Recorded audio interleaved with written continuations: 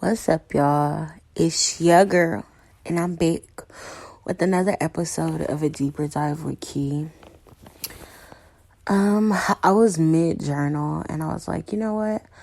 I want to record an episode, so here we are. I'm literally laying on the floor with my mattress on the floor.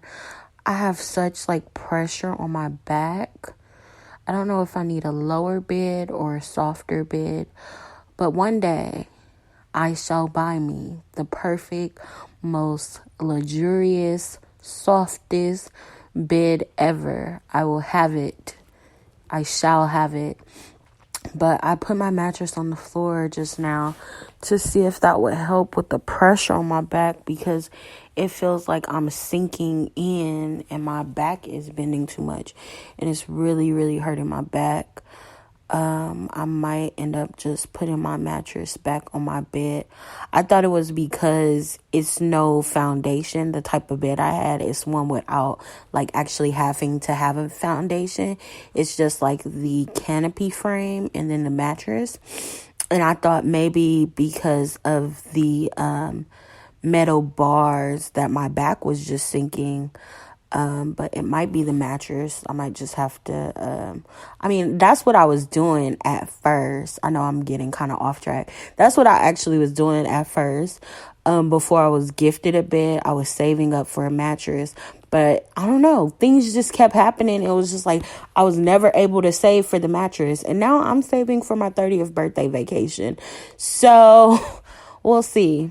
Hopefully, Serta, if you ever hear my podcast, you might want to sponsor a girl. Give me one of those luxury, soft top, luxurious mattresses. Let's speak it into existence. But my back has really been hurting. But I might just sleep. I might just need a flat surface. It might just be too much bending. I don't know. Maybe I need a different bed. I always wanted this type of canopy bed. But maybe I need to get a bed like I used to have, the bed, an old school, wooden bed. Because my back has been killing me. And then, it's been killing me worse. Sorry if y'all hear me moving. It's been killing me even worse because I bought this, expensive, topper for my bed. I bought a mattress pad, but when my apartment flooded in the beginning of the year, it got soaked. And so, foolish of me, I should have just let that shit dry out. I know that was nasty though. It was from the pipe, so I don't know what water that was. It was all over my bed.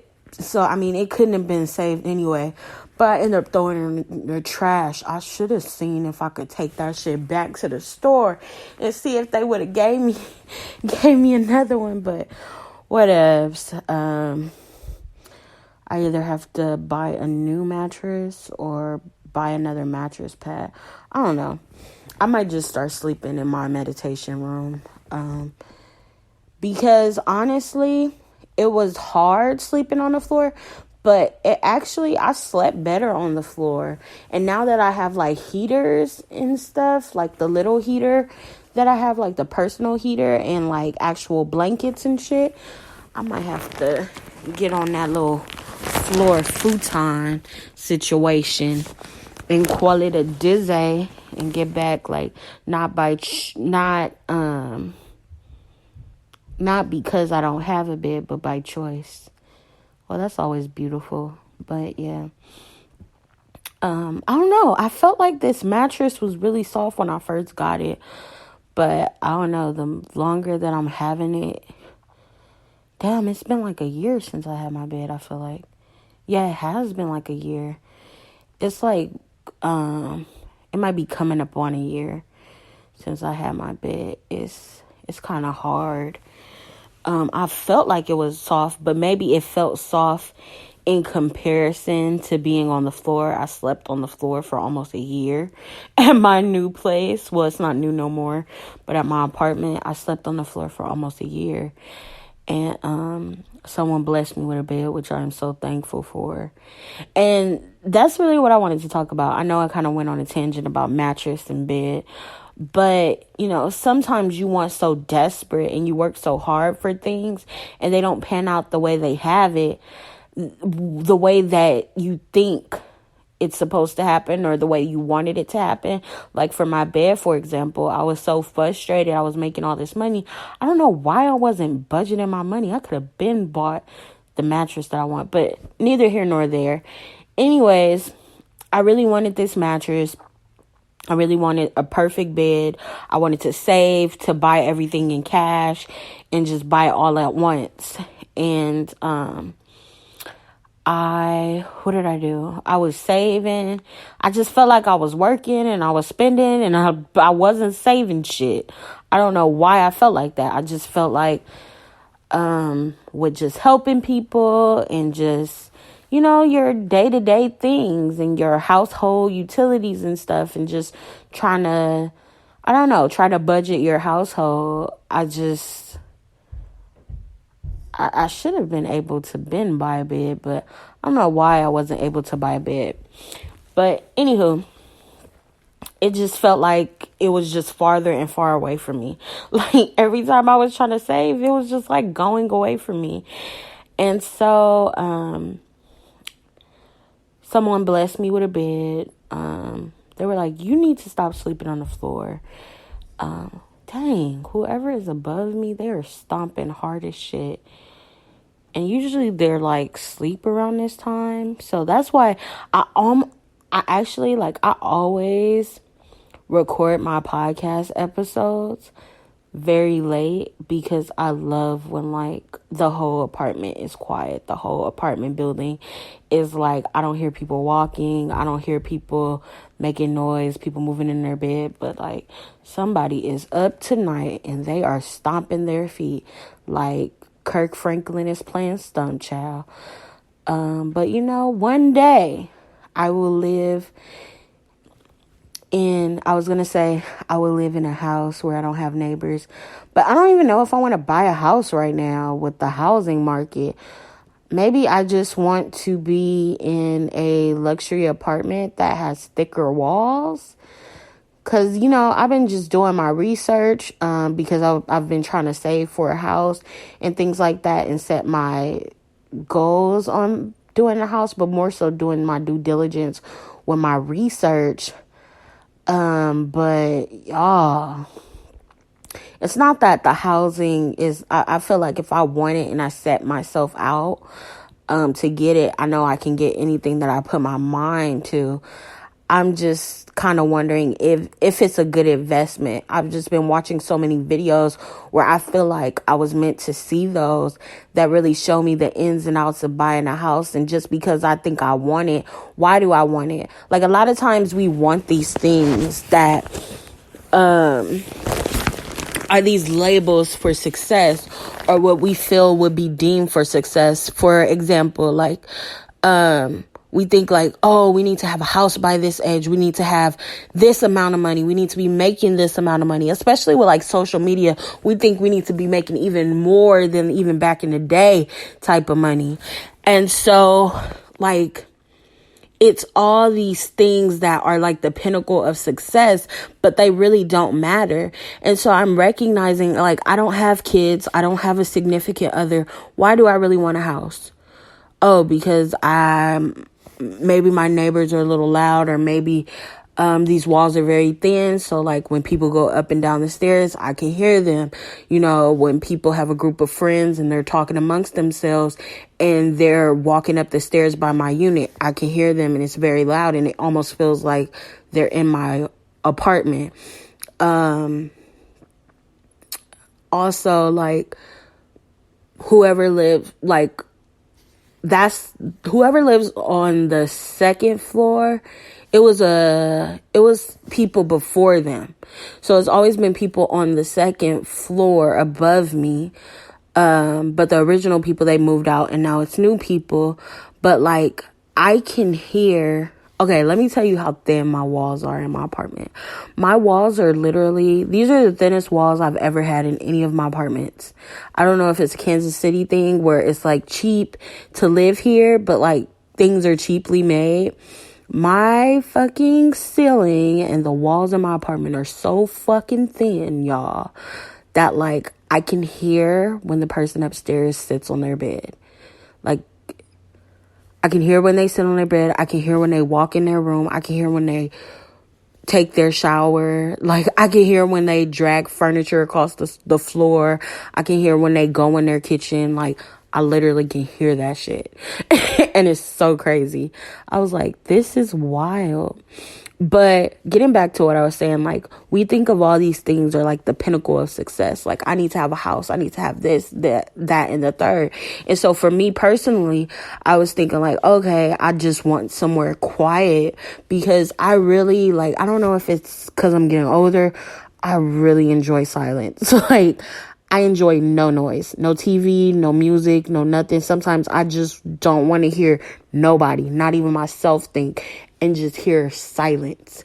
But in an apartment, you hear so many things. And I never recognized, like, aside from like my prior living situation, my last two apartments, I never used to really hear people. Like my first apartment, I heard people when I had a roommate briefly before moving into my first one bedroom when I was like 20. I had a roommate briefly for like a couple of months, and then the apartment manager hooked me up with another place, which was a one bedroom by myself. And like, I never used to hear my neighbors. The first one with the roommate, I heard the kid. It used to be a whole bunch of badass kids that lived in that community. But when I moved to the other building, I heard nothing. It wasn't a lot of people. And then also, I don't know if it was a lot of people because I was never really at home. But I feel like when I did eventually get a job that was work from home, I never used to really hear people. Anywho, my second apartment by myself, I didn't used to hear nobody. It was very quiet. It was a very small apartment.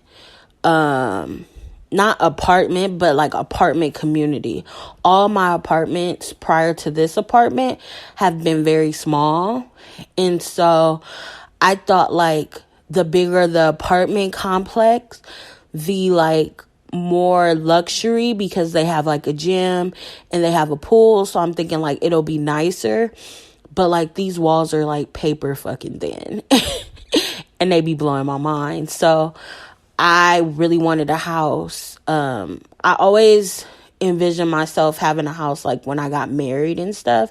But I was like, you know what? I'm not dating anybody. I'm about to work towards a house because I want a house for myself.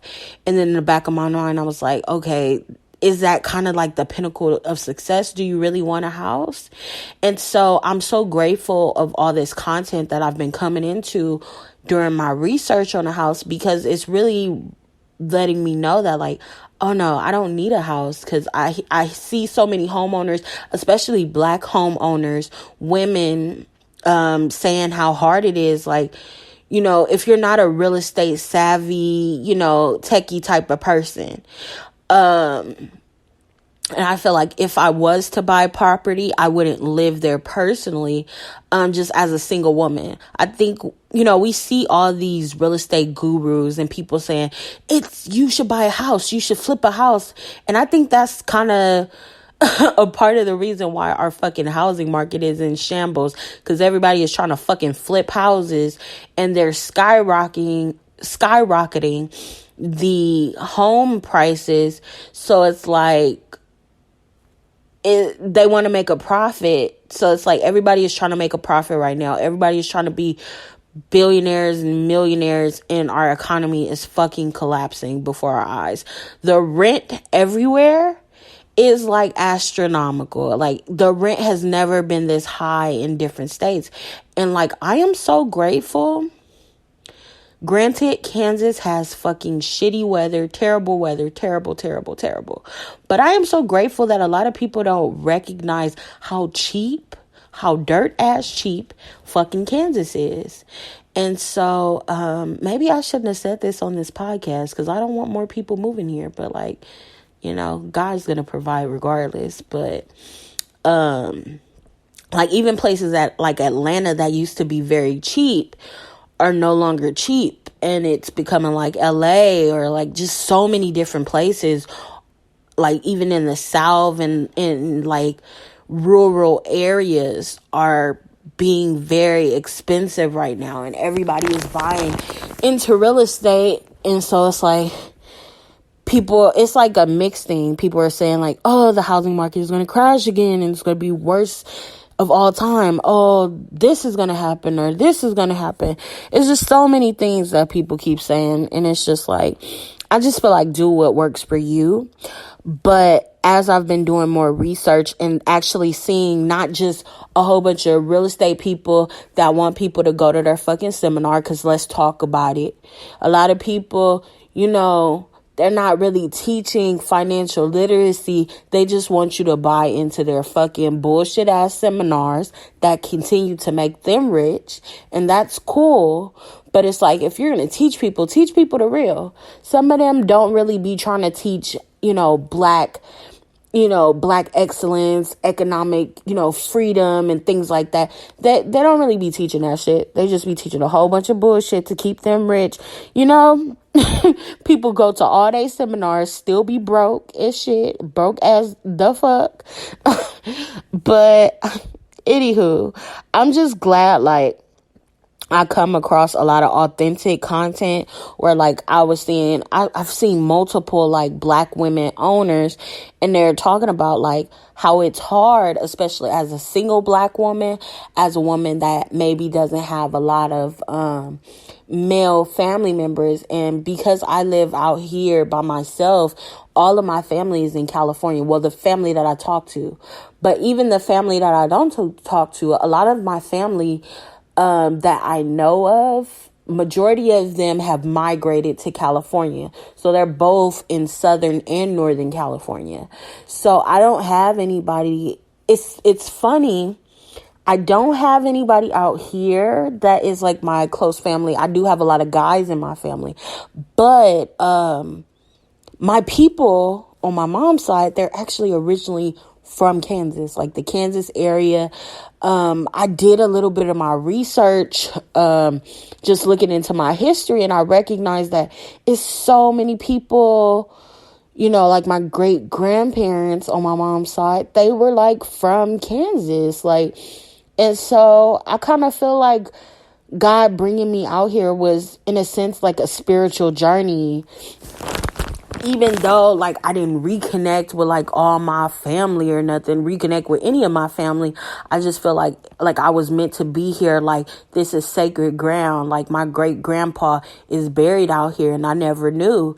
And some people don't like to believe in ancestors, and I know it kind of is counter productive with Christianity and our belief in God and Jesus.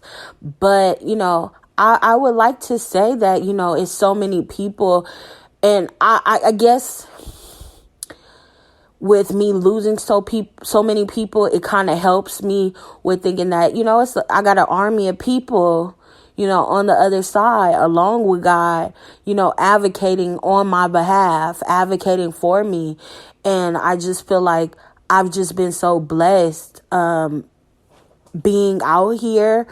Sometimes it's almost emotional. Like I don't get emotional, but I have gotten emotional. Sometimes it's almost emotional, going in my kitchen and looking in my refrigerator and looking in my pantry and it's full to capacity. And y'all, I struggled so much in my 20s. Like, I was not trying to get emotional on this podcast episode, but here we are. one lone tear streaming down my face. Now another one on the other side. You know, I got to do a little comic relief when I start getting emotional. But, you know, sometimes I open up my fridge and I'm just so grateful. You know, we think like when God puts us in position, like, we tithe, like, how can we thank you? We're just going to tithe. And it's just like, God doesn't even, you know, really understand the currency of money, because God is so, not saying God doesn't understand the currency of money, but God is so far, like, He's so much bigger than our money. A tithe could never, an offering could never. Like, we cannot repay God's goodness. Like, we cannot repay God's favor in monetary. Like, a lot of people think because they tithe millions of dollars that gets you into heaven. Like, you repay with your life, but like, even that, it's like, man, it's no way to repay God. And I'm just so grateful that, like,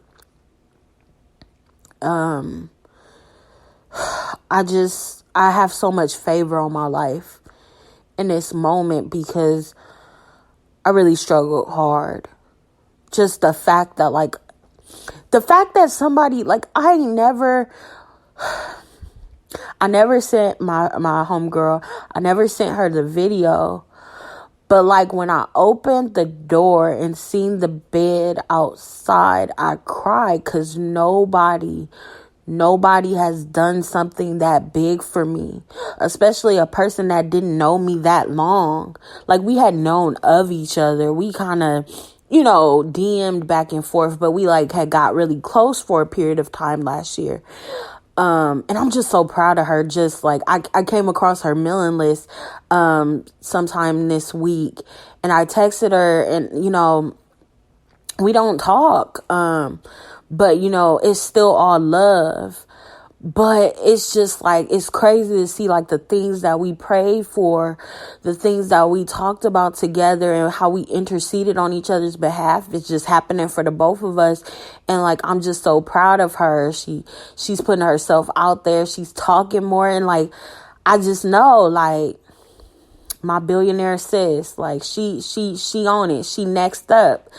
It's gonna happen for her, and I'm just so happy for her. You know, even if we, the way it's aligning, even if we're not in a front row seat in each other's journey, like, I'm still rooting for her, like, you know. And I just will forever be grateful, because it's not the material thing. You get what I'm saying? It's like, nobody but my mama has bought me nothing like big. Like nobody does shit for me.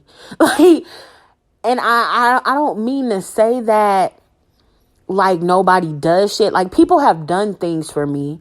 You know, people have helped me, maybe gave me a couple $100 here, a couple $100 there. Like, not like that. But I'm saying, like, nobody has bought me a big purchase like that. Ever. Since my mom was alive. Like, nobody has, like, done something. So, the fact that, like, and she's not thinking about it like, oh, like, I just got her a bed. Like, I don't care how much it costs. Like, nobody has brought... It's not even about what it costs. I don't even care what it costs. It's the fact that you bought me this, like, you cared enough to be like, I don't want my sis sleeping on the floor. I don't want my friend sleeping on the floor. And, like, friends would know that I used to be at the airport. Like, I didn't used to blast my business, but close people knew that I was living at the airport. I'm a Cash App. You Cash App never came. But God always provided strangers that didn't know me from nowhere, just randomly, like, gave me money. Like, when I was living at the fucking airport. So, when I say this, when I opened the door, I was brought to fucking tears, because it's like, Nobody has done nothing. Like, and I told her, like, when she buy her mansion, like, God gonna put me in a position where, like, I'm gonna get her the bed that Drake got. I told her that, like, that's how I'm coming. That's how I'm coming. You bought me a bed, like, I gotta replace it 10 times fold. I always like to bless people more than they bless me. And I'm just hoping, God willing, that, like, that I'm in a position that when she gets her mansion or whatever, I can buy her bed. I want to buy her the most expensive, most comfortable bed. Shit, even before I get the most comfortable bed, like, because nobody has done nothing that big for me. People have done stuff for me. People, but I feel like sometimes, like, when it really count, because I'm the person that's, like, always strong, and I'm the person that people usually I'm the person that people usually come to, that they disregard that I might need help. And so, it was a period where I tried to put my pride to the side. And, even, how people say it's okay to ask for help. But the worst thing about finally putting your pride to side and asking for help is when people don't fucking help you. So it's like, why did I ask you? Why did I tell you? But yeah, back just on this favor, like, that's one thing that was very, like, favorable,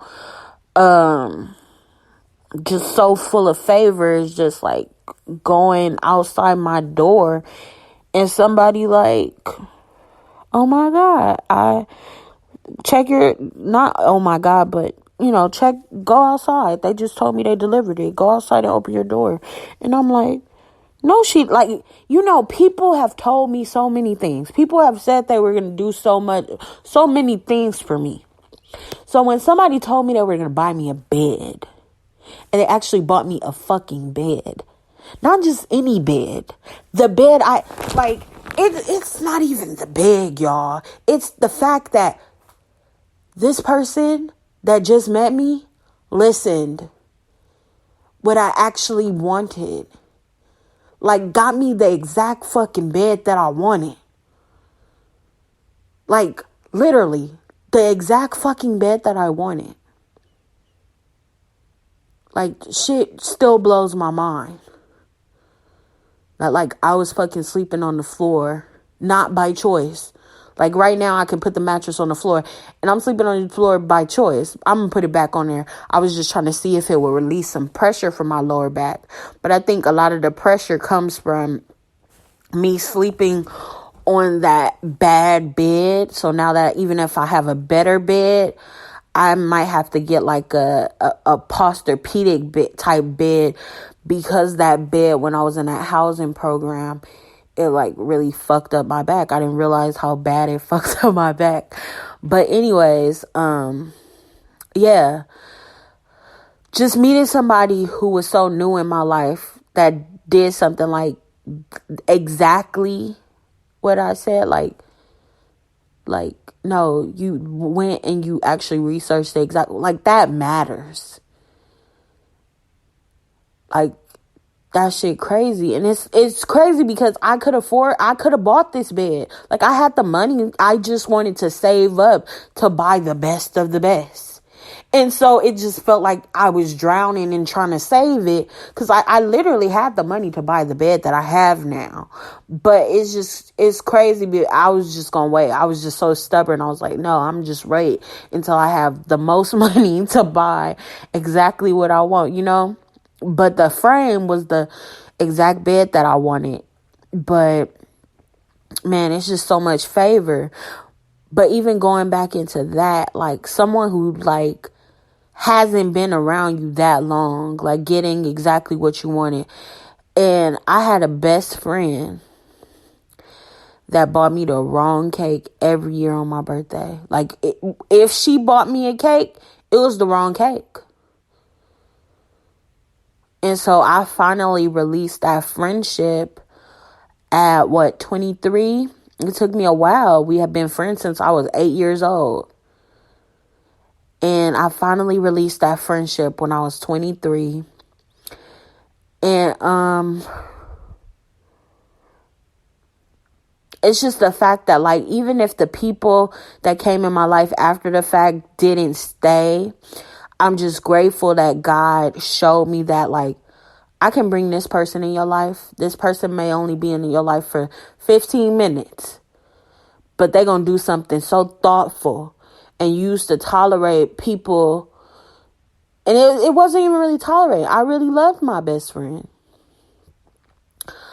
But you used to have people in your life that, like, I mean, they said they gave a shit about you, but their actions was definitely different. It was definitely coming different with the way they showed up for you. But, like, it was literally every year, like, I remember I had a little bit of change, so I bought me an expensive room. I bought me a suite one year for my birthday. I was like, I think it was my 19th birthday. I'm pretty sure, I want to say it was my 19th birthday. Yes, it was my 19th birthday. So I had a little bit of change. I bought me this bomb-ass room. And all I wanted to do was go have dinner with my closest friends and go to the poetry lounge. My best friend and her friend were so late. We never made it to a poetry lounge. We barely made it to dinner. I asked them, I don't smoke. I asked them to make weed brownies. Cause I just wanted to, try something fun, do something fun. Like, I had a weed brownie before, but I just wanted to, do something out of my character and also have party favors for the people that came to support me. She made a penis cake. She just thought it was so funny. Like, they used to really weaponize me being a virgin. And it was just so funny. And, they thought it was funny to give me a penis cake, but no, they didn't stop at a penis cake. They gave penis cupcakes. So my homeboy that was there would not eat the weed brownies because it was in the shape of a penis. Like, what nigga wants to eat that? Like, it was just like, it's like if you tell this person, like, it's like, if Don't Listen was a person, this was a person. I asked for a few weed brownies and then bring the rest of the weed so people could smoke and I could give it to people so they could smoke and have fun. No, I forgot how much weed I bought, but I gave them the money to buy a certain amount of weed. They put it all in the weed brown. Like, we literally was throwing away the brownies and cakes. Like, nobody ate all that shit. They put it all in the fucking brownie and the cake. I didn't ask for a weed penis cake. I just asked for a couple of brownies. Like, it's the listening for me. You know what I'm saying? So that happened. I fell asleep because it was too much weed in the brownies. I fell asleep by the time they get there. What happened? It was supposed to be like a kickback and invite people, but they were charging me so much for parking. Like, they would charge it to my room. It was some weird shit.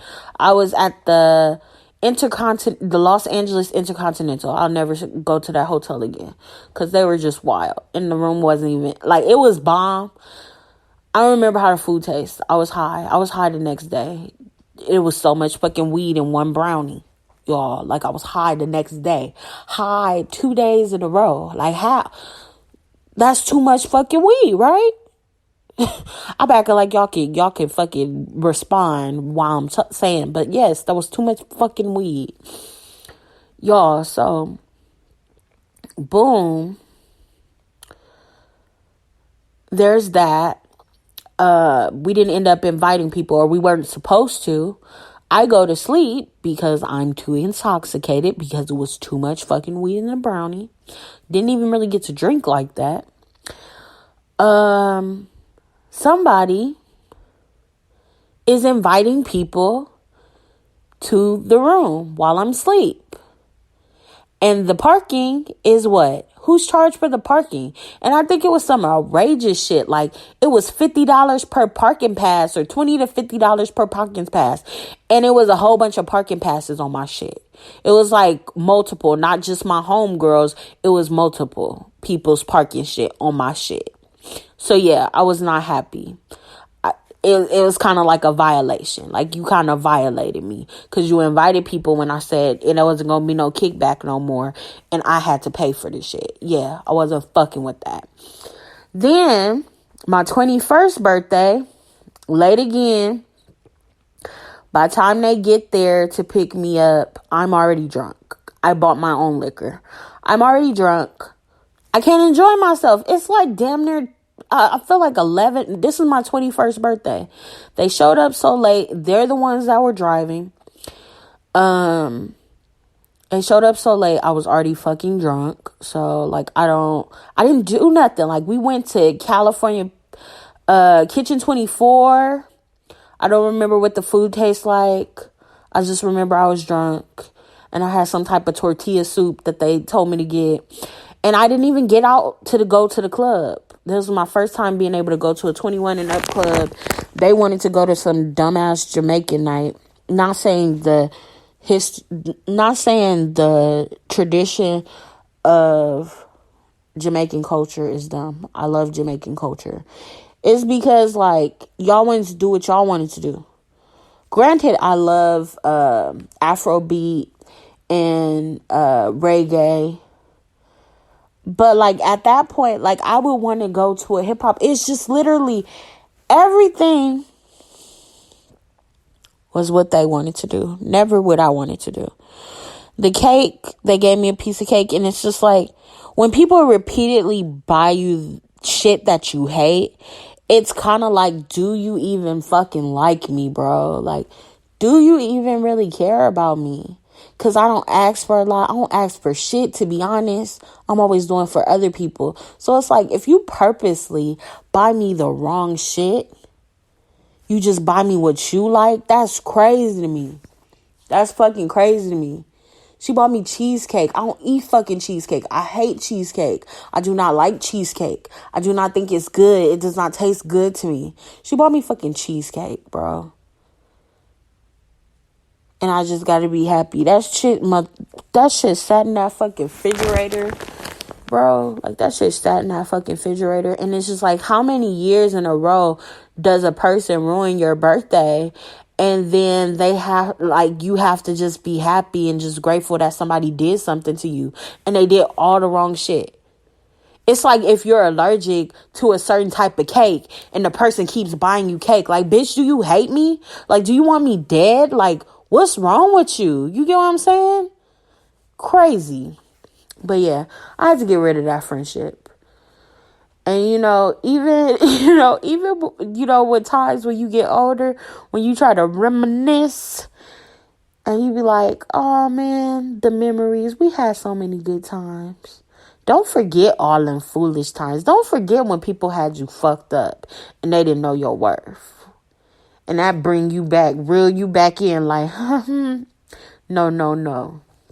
I'm like, if God wanted to God don't want to bring that person back in. Stop playing. Stop playing with yourself. You can get yourself hurt again. Every time God tell you to let somebody go and you try to go back and go get them, you hurt your own feeling. Leave people where they at. I got to preach to myself, like, leave people where they at. But back to the favor. I really do. Look how I went to that whole long tangent for 38 minutes. And then about to go back to the favor that's on this apartment. Even with thin walls. Sometimes I get overwhelmed when I check the cupboard. Because I remember when my cousin used to have to, she had bought me groceries a couple of times. $40 of groceries. She said I could have more, but I only needed like 40. I was like, 40 give me, dang, groceries was cheap. But $40 could really get me. All I would buy would be like some string beans. I bought a whole bunch of she bought me a whole bunch of like string beans. And then she bought me a couple of packs of chicken. That's all I needed. Like a couple packs of chicken, string beans, and rice. Like, and you make something. And that'll last you into that payday. But it's just crazy. I remember, like, being so broke that, like, you eat your cupboards bare. And so I took over somebody's lease. So I was so broke that, like, I already ate my groceries. I'm looking in the cupboard. It's some old spaghetti from the previous tenant. And fucking spaghetti noodles is expired. Y'all, I was so broke, I had to eat expired spaghetti. And I just had to season it. It came out good. But yeah, I ate expired spaghetti noodles. It started off me eating, how you have so everybody got them vegetables that's in the back of the freezer. At least I do. And so you literally ate everything that you owned, and you finally got to those vegetables that you never cooked.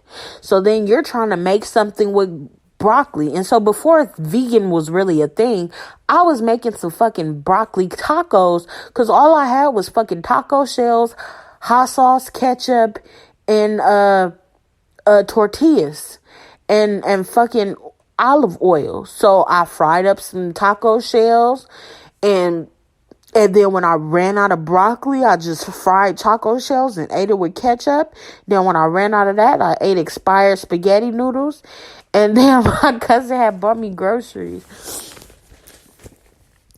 But yeah, my 20s was hard as fuck. It was a lot of wild shit. It was a lot of ups and downs. But, I'm grateful.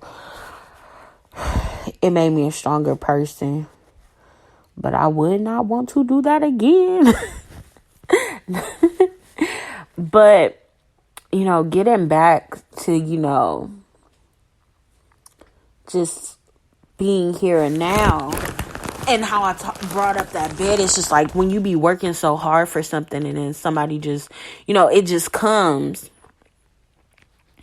And so I've been like, a lot of my videos been blowing up lately, and it's really kind of freaking me out because I literally talk to one person on a day-to-day. And so hundreds of thousands of people on your page suddenly, like, and your page has never got this much love. You've had friends that had several hundreds of thousands of followers and shit, but even they don't be getting that type of like shit sometimes. They get thousands and thousands of notifications, but like my shit been blowing up so much to the fact that like it's like really weird.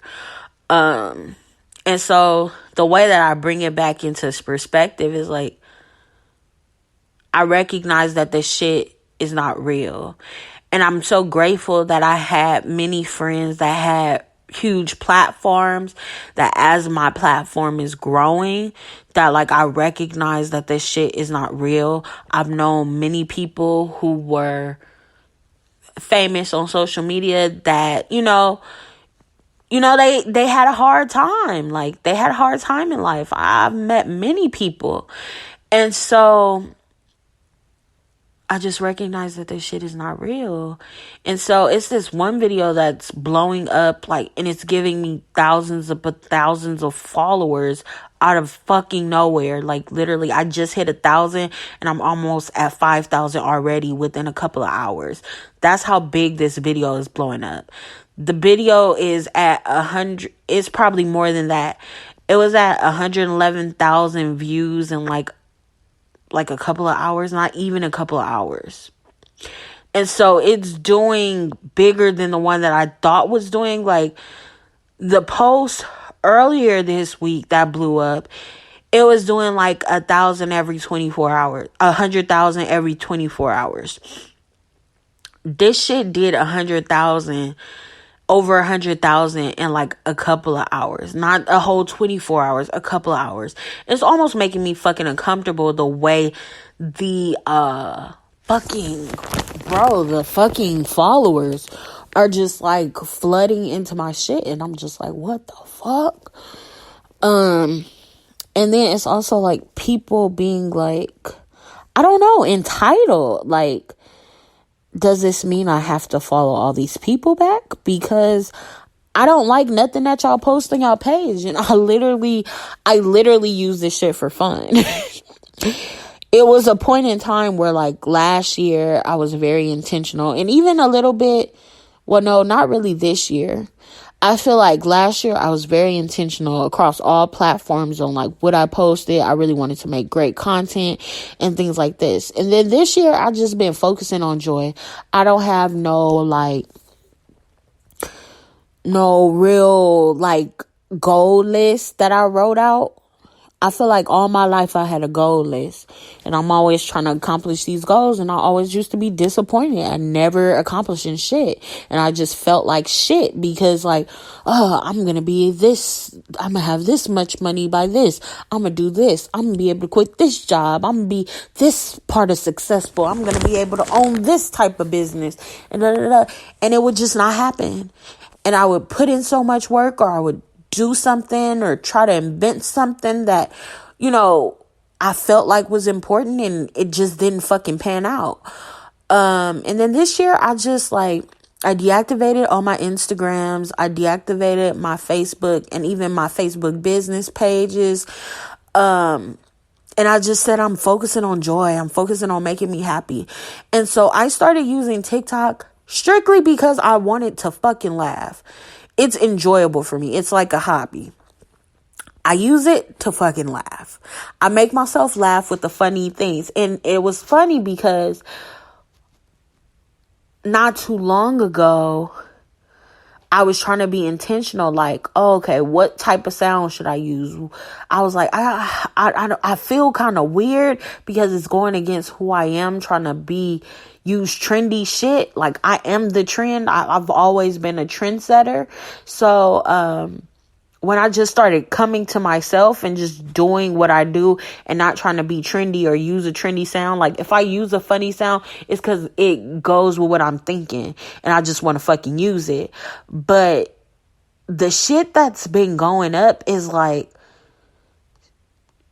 shit that I've done. Like my first video. So the first video that went up on TikTok like 2 or 3 weeks ago, that one was me reacting to somebody's video. That did a couple of numbers, but it didn't really do numbers like that. It was numbers for me at the time. Then I randomly was just talking about a Tyler Perry movie, and like, I thought it was like, oh, this is something cool to talk about. I could talk about this because I watch a lot of his shows. So I did it because I seen a post. And I was like, it gave me like inspiration, like, oh, I want to talk about that. Like, you know how you see something or you like read an article or something, you're like, oh, that's a good like shit that I could do. So I did it, but I wasn't expecting to blow up. But then a lot of people start following. But it wasn't even the first post that I did. It was like the third post. Like, I started doing a series because people kept coming to my page. And I was like, no, you need to talk about this. You need to talk about that. And I was like, you know what? I just started making it a series. And I did multiple parts. And so it was like the third video. That shit just went crazy. That shit is almost at 500,000 views right now within 3 days. And like, none of my shit has ever went that crazy. Like, I've had friends with over almost 1 million followers that have posted me on their shit. I have never got that many fucking followers for somebody sharing my shit or posting my shit, or, you know, I might have got 40. I might have got a couple of hundred. I ain't got thousands upon hundreds and fucking thousands of eyes on me. And I've known many people with influence. I've had blue check marks following me on, you know, my Instagrams and shit. And it's not even to, you know, say all that. But what I'm saying is like, it ain't even been a whole bunch of blue check marks. But I just say this to say that, like, that shit is wild. But, you know, I came to the conclusion a while ago, like, I don't know, it wasn't a conclusion. I felt like I always knew, but like I never needed a cosign from anybody.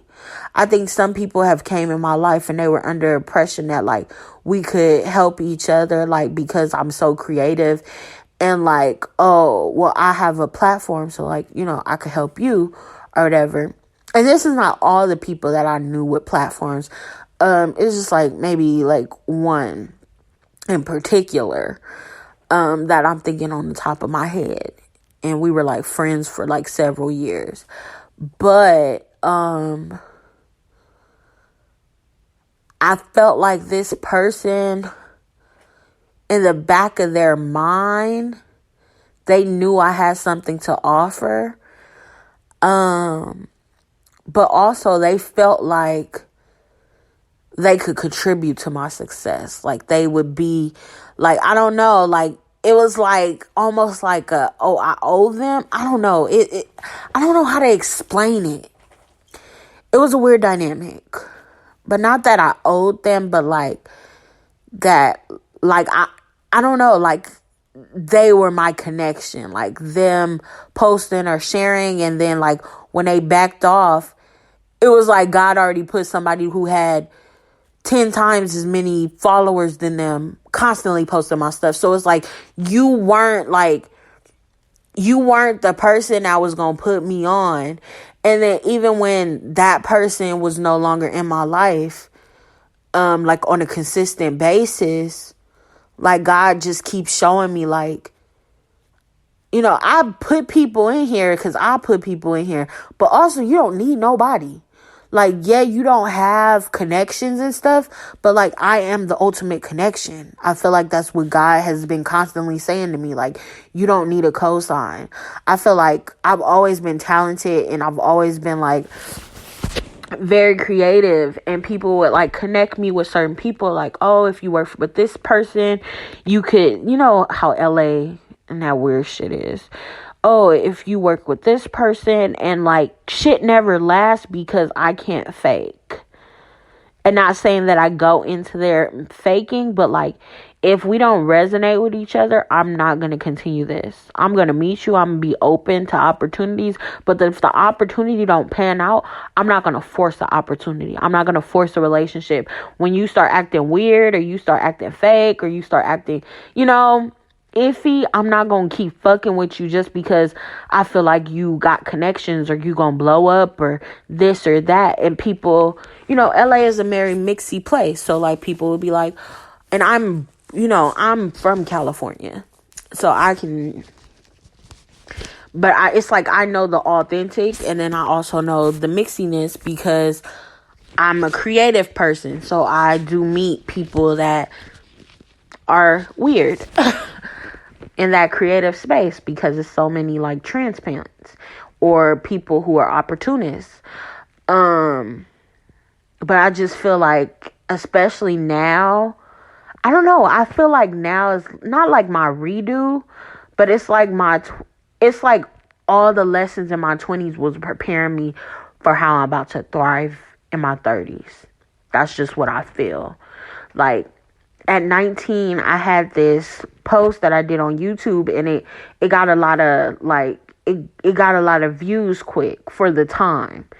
Not nearly as many as now, but it got a lot of times. And I've had many, I don't know, just many things that like things would take off, but they wouldn't take off like that much. And like even that little attention used to make me like uncomfortable. But I feel like I'm so secure in who I am. And I don't know if I put this in a recent episode, but when I be journaling, you know, I just, or even when I pray or talk out loud, I just say, you know, if popularity is the consequence of living in my truth and being who I was called to be, like, it'll just be that. Because, like, I don't, you know, I just want to be the best version of myself, whatever that is. But I also, you know, recognize that, like, popularity is not what I need. And I feel like for a while, because I was creative and stuff, I felt like I needed to be more popular. It's like I've naturally been popular. Like people have naturally gravitated to me. But when I was intentional about gaining popularity, to what I was selling or what I was providing, or my art and different things like that, my writing, my books, like it was very hard. And now that I'm back in that, just creating, it really feels like I'm 19 again, y'all.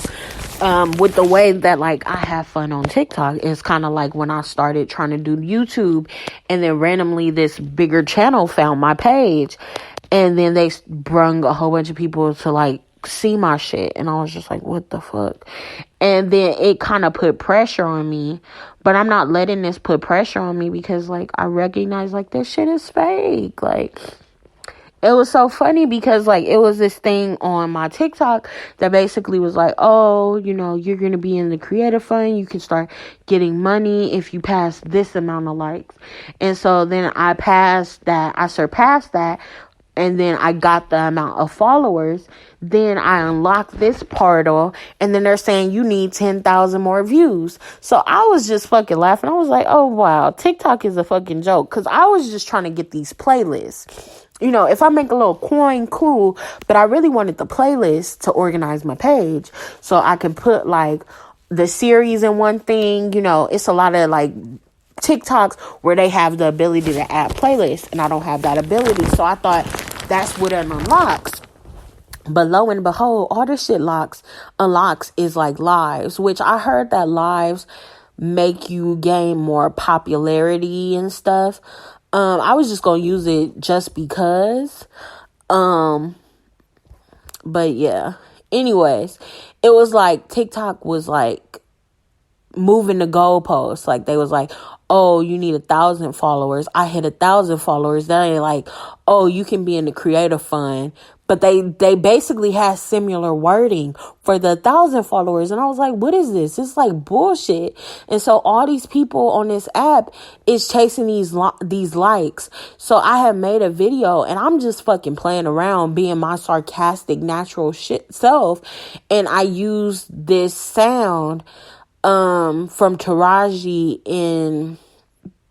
P. Henson in Hidden Colors, where she like, I work like a dog. And a lot of people have been using it, but I just say funny sounds that I like. And so I was like, oh, I'm gonna use that Taraji sound, because this is some bullshit. They just said I had to get 1,000 followers so I can unlock this shit. I'm cool that I'm got what's the name, but I thought I was gonna get some playlists. I didn't know it was just the live, like that's cool or whatever, I'll use it. But I thought I was gonna get some new fucking features, only for them to tell me that I need 10,000 more followers to do some bullshit. And so I used the sound and did the green screen, and like all of a sudden people start like mass following me. Like they wanted to champion to get me to 10,000 followers, and I'm like halfway there, and it's just wild to me. Like, I don't know, the fast, like I literally just made a video like a few I want to say like last week or something, saying that I like slow success. And now this shit is starting to happen where like, I'm not saying I have to check people, but I have to let people know that like, just because you see my following like increasing and booming out of nowhere, like this is not no overnight success shit. Like just because you're just now finding out on me, and I just had to like tell people, because I think like people think like, I don't know, because I used to be that way until I really recognized the real. And I think maybe it's just doing the inner work, and you're just like, I don't need the validation from popularity. Like, I'm going to keep creating my art regardless. Like, fuck y'all. I don't know if it's that, but it's like, I don't care to be popular. Like, okay, if that's a consequence of living my truth and just being my most authentic self, but like all I want is joy. Like a lot of these celebrities, they're unhappy, And so I felt like, even as talented as I've always been somewhat afraid of fame, because I've always managed to attract people who were very much in the spotlight or knew a lot of people in the spotlight. But that always, I don't know, it didn't sit well with me. Like, I've had friends that, like, when we go out, like, people want to ask him to take pictures, or people want to ask this person to take pictures, or can I do this? Or I've been out with my friend and, like, people would be like, DM them and be like, oh, I seen you this place, and they took a picture of us, and I'm like, that's fucking weird. Because we not famous. Like, she got a lot of followers, but she don't even got that many followers for you to be doing that. So yeah, it'd be like some weird creepy shit. Anywho, what was I gonna say? I feel like I'm grateful that it took me, like, because I can be the person, if my platform gets amplified, to tell people, like, it is okay.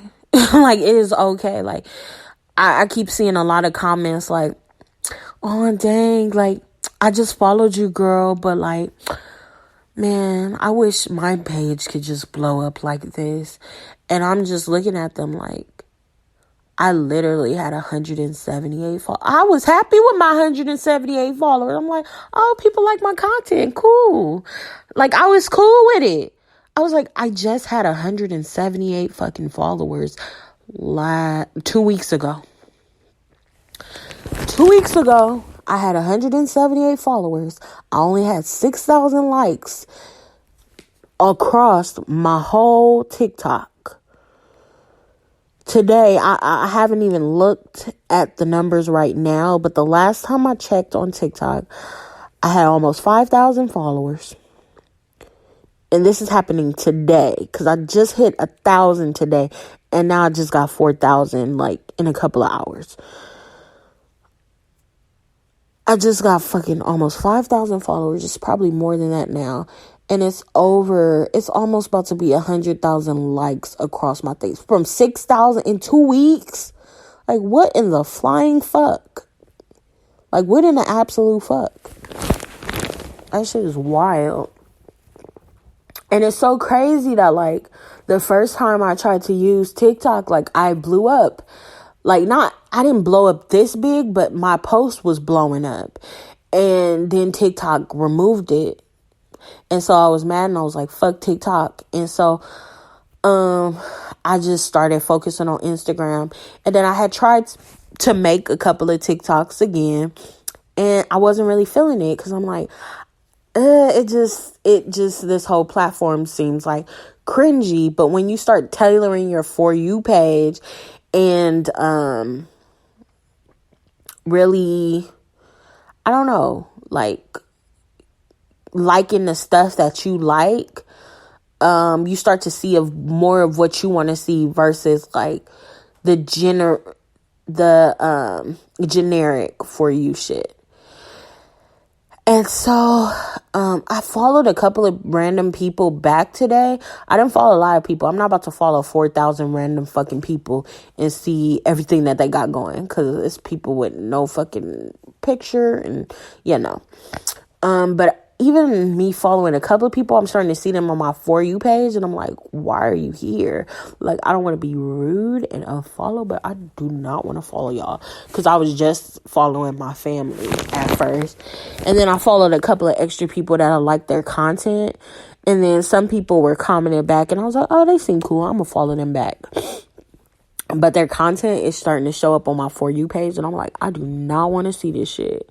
Like, your content, like, now I'm starting to recognize when I see certain people, and now I starting to realize, like, now that I'm noticing what is doing well on my page, I'm starting to recognize, like, why some people's page don't do well and why other people's page thrive.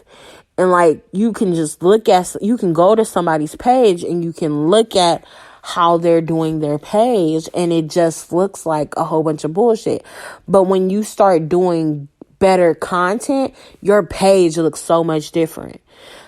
I just be having fun.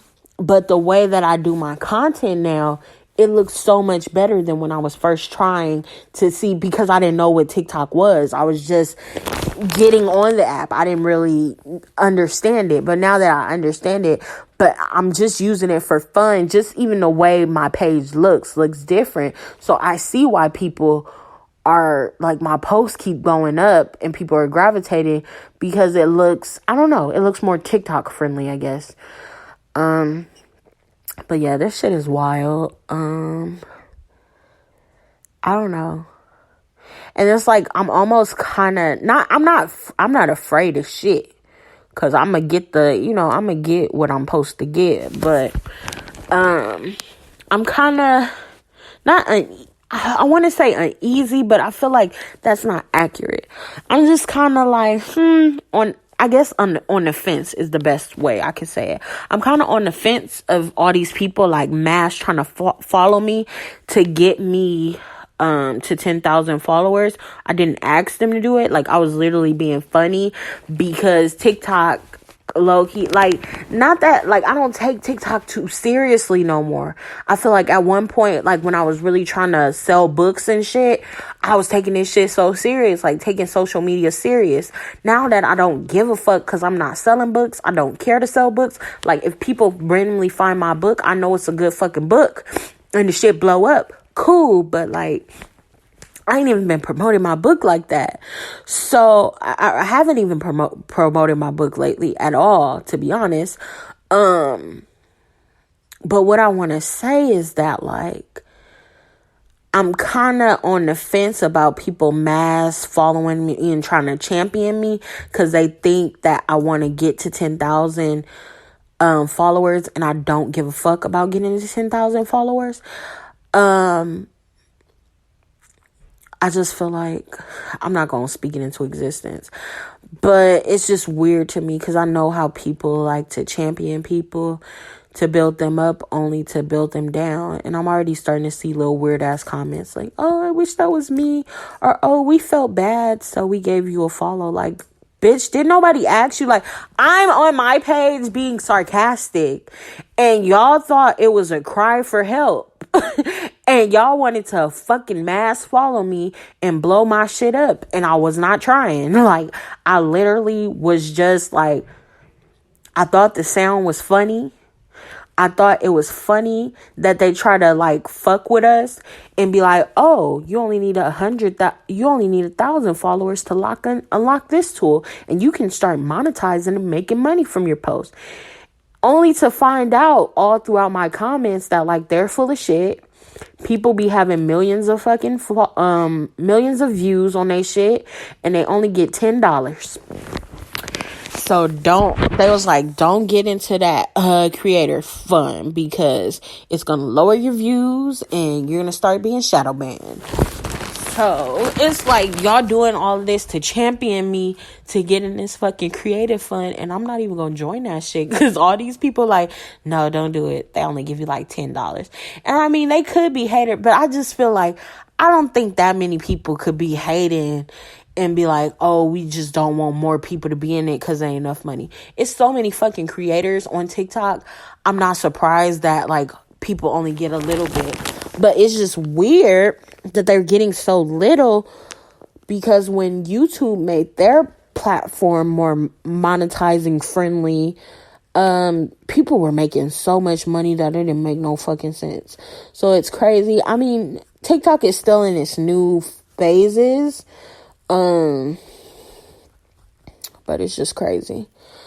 It's just crazy that, like, you can be, I was literally being sarcastic, and I used the funny sound, and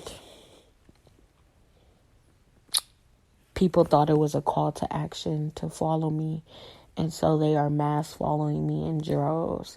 And it's really fucking weird that it took me so long to get to 178 followers. I was literally just, congratulating myself like, oh, I just hit 400 followers this week. And now I just got all these fucking followers. I've never had this many followers on any of my platforms that I've ever been on. I may have had 1,000 or 1,000 something. But, like, you know? Like over 1,000, that was wild too. Even 1,000 is wild because I've never, like, on day-to-day basis, I've never talked to nobody more than 10 fingers that, like, I talk to on a day-to-day basis. Like, even when I had more friends that I talked to, or I was more, like, yeah, more people knew me, but, like, I only talk to one person. So, like, especially now, like, I started doing TikTok. I didn't really have nobody to talk to because I don't have no friends out here because I moved to a new state. I don't know nobody out here aside from my coworkers, and like I don't have friends in my regular life.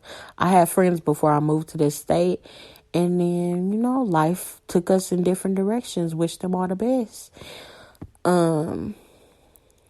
But like I literally was just doing it to, like, I'm an only child, so like I do weird shit. And I just make myself laugh, and it just, doing TikTok and shit, that just reminded me of like my creative shit that I used to do when I was little in my room, just creating shit by myself. And so it's just weird that, like, I mean, it's not weird, it's like expected, but like, I don't know, the way my shit keep blowing up, it almost feels like I unlocked a part of the Matrix like I'm not supposed to know about. Like, oh, this shit really a game. Like, this shit is really a video game. That's what it fucking feel like, y'all. So I guess follow me on my journey. This shit is weird, bro. Cause like, I think like the reality that like I call one person. Like, I literally only call one person. Like, every day after I get off my shift, I FaceTime my cousin. Her son takes over the conversation. And I just talk to my little baby, my little papa, my little Matthew. And I talk to my cousin, Anissa. And, like, that's it. Like, I don't talk to nobody. And then, you know, occasionally, well, that... calling one person, that technically is three people because it's a family union. Because sometimes her man be in the background and he be chiming in on our conversation. But like, I don't talk to nobody. I call one person. You know, occasionally I check in on my auntie and my uncle and some of my cousins, and I hit them up. But like on a normal basis, like I don't have any friends, and I'm not afraid to admit it. Because, I mean, I have people that, like, are cool, like, they're sociable, but, like, I don't talk to them, like, on a day-to-day basis, like, but it's all love. It's so many people that I know that, like, it's all love, but, like, you know, but I don't talk to you on a day-to-day basis. So I feel like on a day-to-day basis, like, my friend, I ain't got no friends. I got my cousin. Like, I ain't got no friends, and it's okay to say that. So it's just weird that a person that doesn't have no fucking friends got all these people, like, but I'm not gonna let, like, people watching me take away of me having fun, because I'm literally just having fun. Like, yes, I mean, an ideal situation, but, like, I've even learned to start enjoying my job. Like, I think I was, like, so pressed to be a fucking entrepreneur and, you know, be just, you know, traveling, styling, and profiling. I just wanted, you know, to be fly. Not saying, like, in monetary ways, but, like, I wanted to travel. I wanted to go on vacations and shit. I just felt like, damn, like, it would make me feel more of an adult. That I'm not just fucking working. And I can actually run a successful business. But yeah, that wasn't the case for me. None of my business worked. Until maybe now. I don't know if this turns into a business. But anyways, it's just, it's giving very much weird. You know, I think when like the first video started taking off, I was very tickled by it taking off. I was like, bitch, I'm going viral. I think I'm going viral. Am I going viral? Neater, because I call my cousin Neater. I'm like, Neater, am I going viral? I think I'm going viral. What the fuck? Oh, God. we're at 250,000. Oh shit, we're past 250,000. We almost at 500,000. What the fuck? I was tickled. And now this one is bringing in more followers. And not saying I'm uncomfortable, I'm just a little iffy because I know how people like to build people up to tear them down, to mass unfollow. And I'm just like, I said I wasn't going to say that out loud, but damn, I just said it. But even like with the Cardi B shit, like, I don't know, that's our culture. Our culture champions the underdog, and then when they get fucking successful, people try to tear them the fuck down. Cause like when Cardi B had Bodak Yellow, people wanted her to win so fucking bad. They seen her always going viral on Instagram. And then she finally had a good record, like a really good record. Like she had some records that was like, it was like funny pop culture, like, you know, but she finally had a good radio hit. And people just wanted to champion her because she was the underdog and they wanted her to do all these numbers. And she surpassed it. And then when she got like, oh wow, she might really be a rapper, then people dragged her. But like on the way up, they love you. But when you're there, they fucking hate you because now they looking up to you and they feel like entitled because they put you there. And so because I already recognize that, I feel like I'm a little bit prepared. Because I am prepared. I'm the type of person, I am prepared to like fucking go away from all that shit. I regularly take social media breaks. So like, yeah, this is fun now. When y'all start not being fun, bitch, I'm gone. Because I don't have time.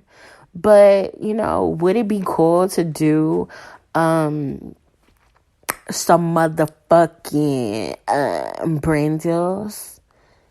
Yes, because I heard the TikTok girls get the bank. They be getting like 10,000 for little brand deals. But I ain't gonna be like those TikTokers that just take money from everywhere. Yeah, even if I get the bomb bank from the micro-influence and shit, I'm only doing shit that I like, only shit that is true to me, and things I would probably use. And I tried the product, like if I was doing product, but like if I do get sponsored, like Serta sponsor me, a bed company, a luxury bed company that has a comforting mattress, a comfortable, I can't talk right now. It's like 3 a.m. It's about to be 4 a.m. That has a comfortable fucking mattress. Sponsor your girl. Furniture stores, sponsor a bitch. I will have this motherfucker decked out. But yeah, look, apartment complexes, sponsor a nigga so I can move.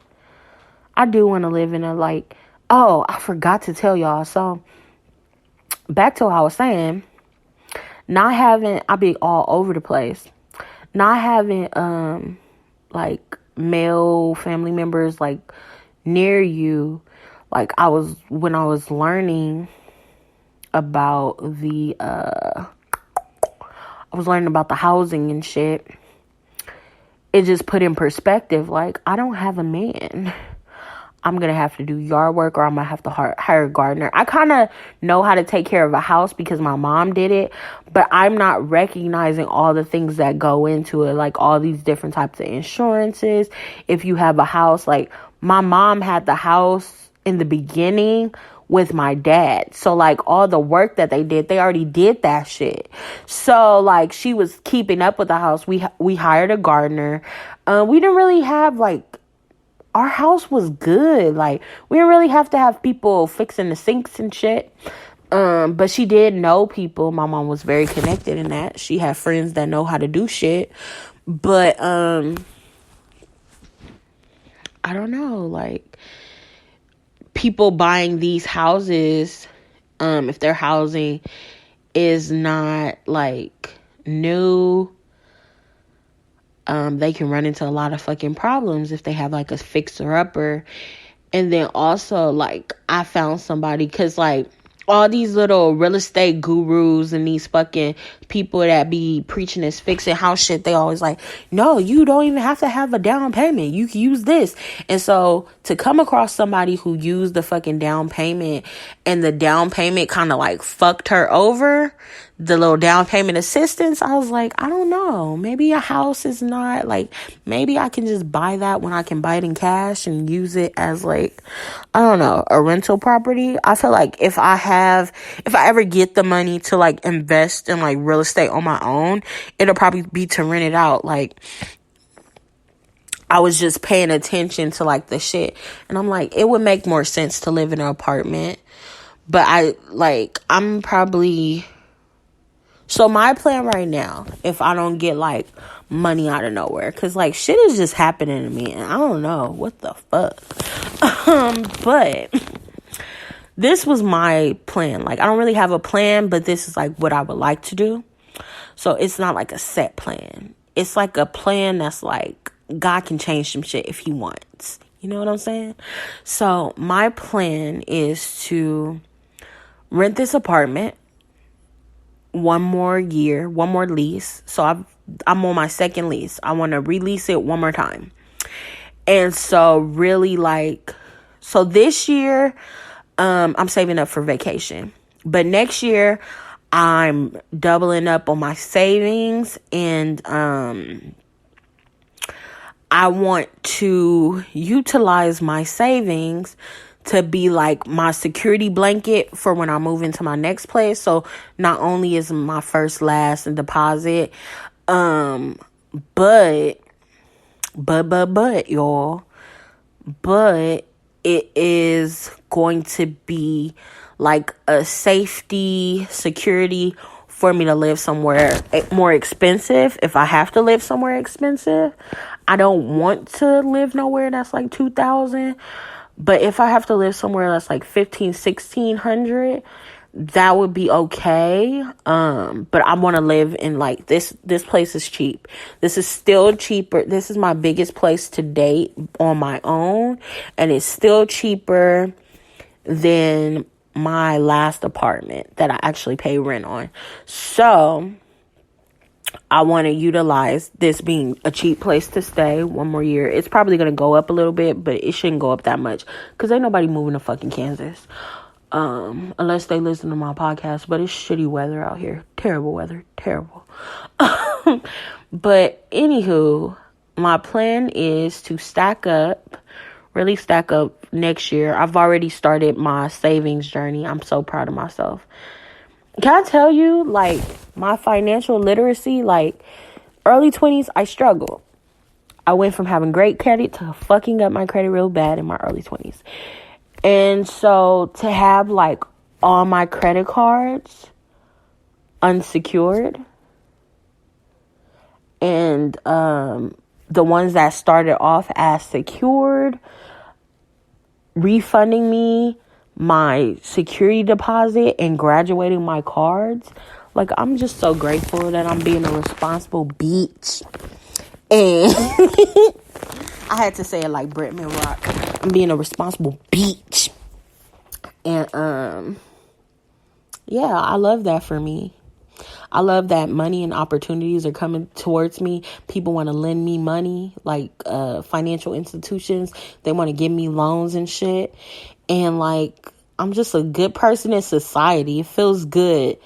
It feels good to be like a little educated, a little savvy. I enjoy this life. But yeah, I'm just proud of myself with that.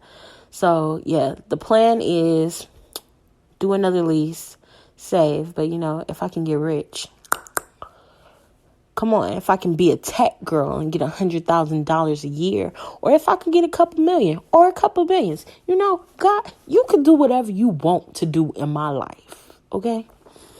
But the plan is, you know, if we want to be realistic, I want to stay here one more. I don't want to, but I am going to like tough it out with the thin ass fucking walls and hear my neighbors walk and make noise and kids crying. But at least it's not bad as before with the third floor neighbor. the kids that used to live, like now I have kids right across from me, but they're not as unruly. I do hear them occasionally, but they're never like loud for like long periods of time. It's like I hear them, they're loud, it's annoying, and then they go back in the house. They don't be outside like that, and they don't be making hella noise. It's more so they kind of keep the door open sometimes so I can hear them. But for the most part, they're not bad like that. But anyways, another lease. Really, really stack my money. Keep adding on to my savings. Pay down all my debt. And yeah, I'm trying to live somewhere really nice. Not like fake nice, but like I'm actually going on a tour. This is going to be the first time that like it's not like, a situation where, it is going to be a situation where like, it's favorite and all I do because God loves me. I'm God's favorite. But I'm actually going to be like, oh my God, I can go apartment shopping because I don't have to worry about credit because a bitch done built her credit. So like she can live wherever she want. She don't have to be like, oh my God, I have to be over a 550. Oh my God, I got to be under a 650 because a bitch know how to get that credit clean right before she start applying for some shit. You get what I'm saying? So, yeah, it just feels good to not be limited by being a broke bitch no more. And I love it here. So this episode is long as shit. So we're going to call it a day. And I love y'all. Peace.